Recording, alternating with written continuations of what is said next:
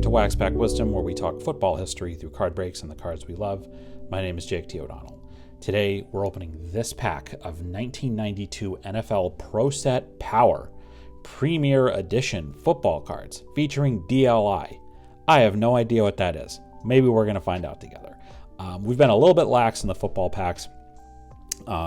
We are heading into the postseason now. By the time you watch this, the regular season is over in the NFL, and the postseason is about to start. So we'll start doing more of these football videos. We might even have some more modern ones that we'll throw in to talk about maybe some guys who are current players. But for now, we're going to do this pack of 92 Pro Set, and we will see what stars of the era, if any, we can find. And you get a nice view of my hand there as I try to open this pack, which is proving a little challenging. All right, hold on.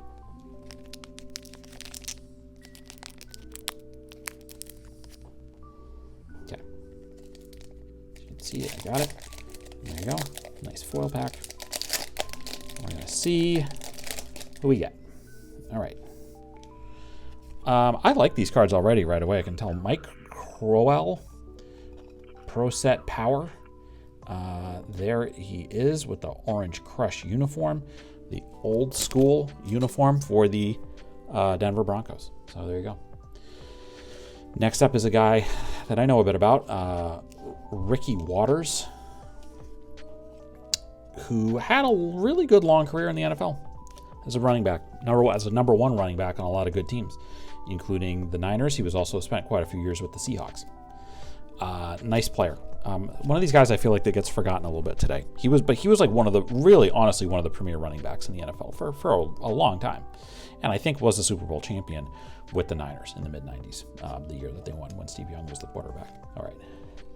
I may mess this up, but I'm almost positive that this is Bobby Hebert, right? Like, this is how you, like, people can correct me in the comments. I thought that his last name was pronounced like the way that, like, Stephen Colbert says his name, Bobby Hebert, with the Saints quarterback. And he is trying not to get tackled by a random Philadelphia Eagle. Apologies to whoever that is. But anyway, quarterback for the Saints. I don't think this is necessarily a great era for the Saints. All right. Wilmer Marshall with the Redskins back when they were called that. Here's a name that people will know, and that's Charles Haley. Whoops. So last weekend, when I'm recording this, I believe it was last weekend that Jimmy Johnson was finally inducted into the Ring of Honor for the Cowboys. Charles Haley was there. Charles Haley is one of the all-time most Super Bowl winning players in the history of the NFL. He's up there with Tom Brady and others, where I believe that he won at least 6 Super Bowls because he was on the I could be wrong about it. He won a lot of Super Bowls. Let's just say that he was on the Niners, he was on the Cowboys, and he was privy to being and honestly a really great, a big piece of a lot of really great Super Bowl level, championship level teams. So that's kind of his claim to fame. He was a great player too. But there is Bart Oates with the Giants. Good era for the Giants, but I can't really say I know a lot about him. I know more about this next guy though. That's Andre Bad Moon Rison, who was an outstanding wide receiver for many years in the NFL. And I think what we remember him more for now is stuff that happened off the field, especially involving his relationship with the late Lisa Left Eye Lopez of the 90s group TLC. But then also he became kind of a cautionary tale about how not to spend your money as a pro athlete. And there was I wish I could, people in the comments can maybe recall the name of the 30 for 30 documentary by ESPN that is mostly focuses a lot on guys who did a very poor job with their money playing as professional athletes. And Rison is somebody who I believe, he made a lot of mistakes. And then as his career was over and as he was sort of moved on to the next phase of his life, tried to do more to help young athletes make smarter decisions with their money, so they didn't make the same mistakes he made. I will just once again point out that Andre Rison was a very talented wide receiver, and was a Pro Bowl level player and played a lot of years in the NFL. All right. Next up is Bill Brooks with the Colts. I haven't really looked at the back of these cards. Let's take a look. It's a nice action shot there. Primary target on third downs. There's no stats really on the back of the card, just kind of a narrative, which is interesting. Not necessarily the type of thing you normally see. Another receiver here is Wendell Davis with the Bears.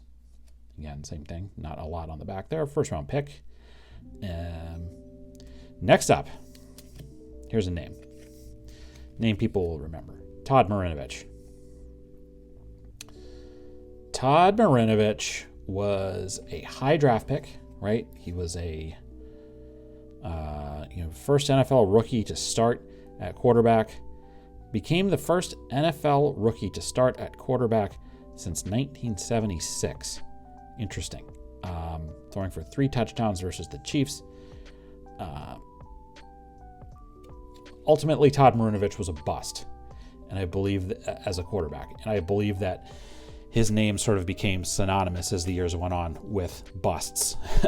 But that's the Raiders. That was the Al Davis era Raiders. There was a lot of not so good things that happened, and Todd Marinovich was part of that.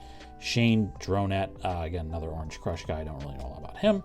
And then here's kind of a cool combos card of Quentin Coriat and Steve Emptman. And look at the hair on Steve, that buzz cut. That's classic. But anyway, let us know if you have takes or if you have thoughts about the players that we pulled out of this pack again.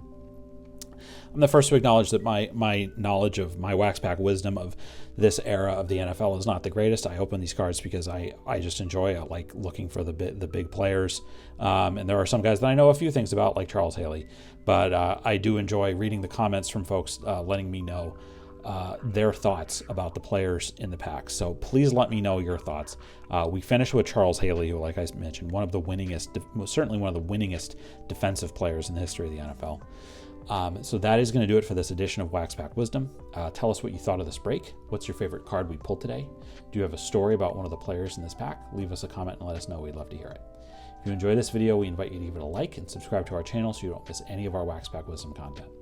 In the video description, you can find links to where you can follow Wax Pack Wisdom on all social media channels. You'll also find a link to a list of our favorite nonprofits and charities. If you enjoyed this video, please consider a donation to one of those organizations. It would mean a lot to us. Thanks very much for watching. We'll see you next time on Wax Pack Wisdom. Take care.